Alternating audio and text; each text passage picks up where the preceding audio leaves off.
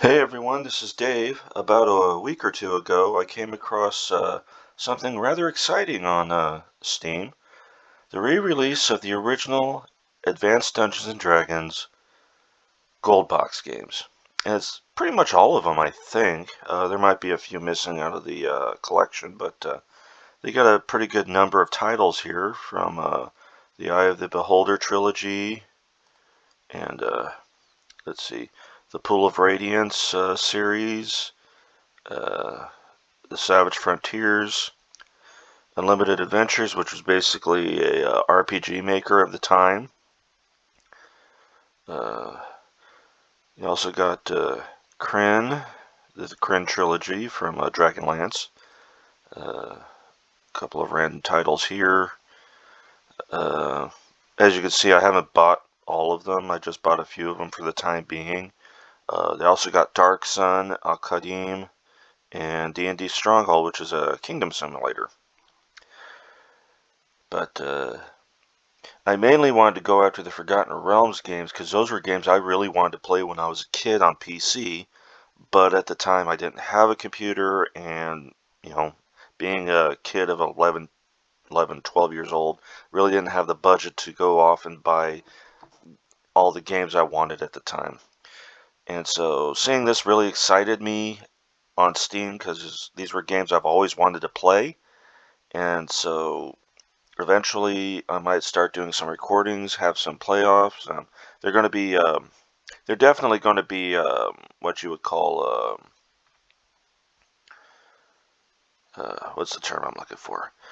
Anyways, I'll be going in it cold because I have no idea how the games work. I do know they're a little bit more complicated than how most people would see a PC game nowadays, or an RPG nowadays, I should say. Uh, there is a little bit more complication because they had a lot more what do you call it, commands and controls and statistics to go with than they do nowadays. And because these were the pioneering days of RPG games. These were the originals. These were the times when they were still trying to figure out how to put games like Dungeons and Dragons onto a computer. You started with Wizardry, Bard's Tale, Ultima, and then AD&D, or Advanced Dungeons and Dragons. Excuse me. Actually tried throwing their hand into it. So let's see what they got here on just the menus alone. You got controls, clue books, manuals, uh, all seeing eye. I have no idea what that means. I'll have to look this all up. Import progress, because back in the day, you could, because a lot of the games were very small in comparison to how they can be built now. You had they had the crazy option of allowing you to take characters you've made in one game, and when you completed that game, you could transfer them to the next game and continue exactly where you left off with their statistics. I believe Wizardry kind of started this. Ultima, I think, also did this on a few occasions, and I'm not quite sure about Bard's Tale. I do believe Bard's Tale did that, and from what I understand, Bard's Tale had a re-release a few years ago that I wasn't aware of, and that was another game series I wanted to try, so we'll look into that later on. We're not going to do any playing today, because right now I'm just kind of interested in what I have at the moment. Um, the listing on Steam actually didn't give me a full list of what was in Collection 2, because it didn't mention Hillsfar, I don't think, and it didn't mention Treasures of Savage Frontier. Um, when it came to Pools of Radiance, it was the very first one, so I'm obviously going to play that one first. And then it went to Curse of the Azure Bonds, Secret of the Silver Blades, Pools of Darkness. And that was 4 games right there that you could play in order, you could play individually. You played it in order, you could take your quick characters from Pool of Radiance, like I said, and move them over to Curse of the Azure Bonds, and then from there you can move them to Secret of Silver Blades, and then on to the finale, Pools of Darkness. And you can do sort of the same thing with Gateways to the Savage Frontier and Treasure of the Savage Frontier. You can switch your characters from that game to this game. And I believe you can also do that with Kryn, which I don't have yet, but you can also do that with them, and those are the Dragonlance series. Dungeon Hack and Unlimited Adventures were more of a open-ended, create your own adventure kind of thing. Menzoberranzan, I'm going to have a hard time pronouncing that. I'm actually unsure about that because I never even heard of that one before. Up here we got Ravenloft, which is basically your gothic horror kind of Dungeons and Dragons games, and you can connect to those two, from my understanding. Dark Sun, I'm not quite familiar with Dungeons and Dragons wise.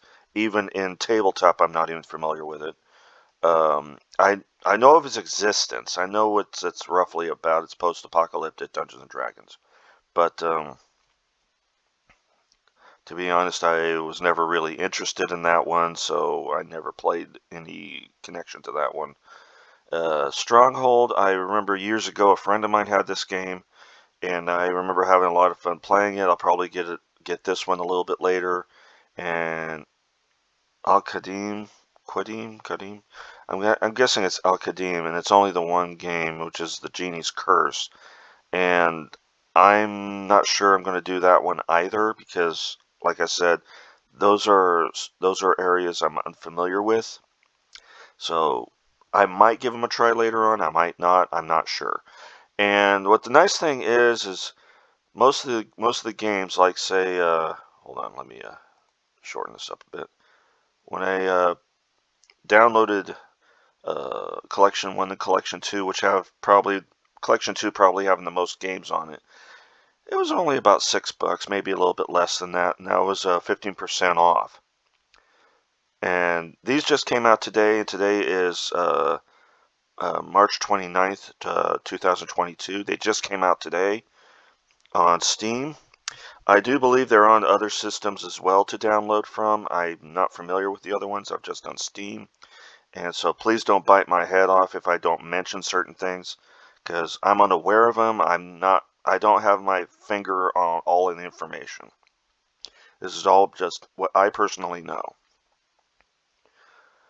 And then you got Collection 3, and this one was a little bit cheaper than the other two. I believe it was, yeah, these were like $6.99 each, now that I remember correctly, because I did this morning. And it's about 10:15 at night now. And the Collection 3 was maybe like $4 or $5. Current, I'm guessing, is probably going to be about $6, $7, just like the other, like the first two. And I'm not sure about the other ones.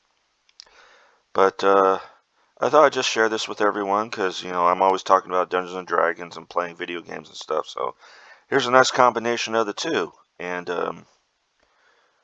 we'll get started on some videos on these in probably a few days or so because I'm going to be heading out of town for a few nights. And, well, everyone have a good night.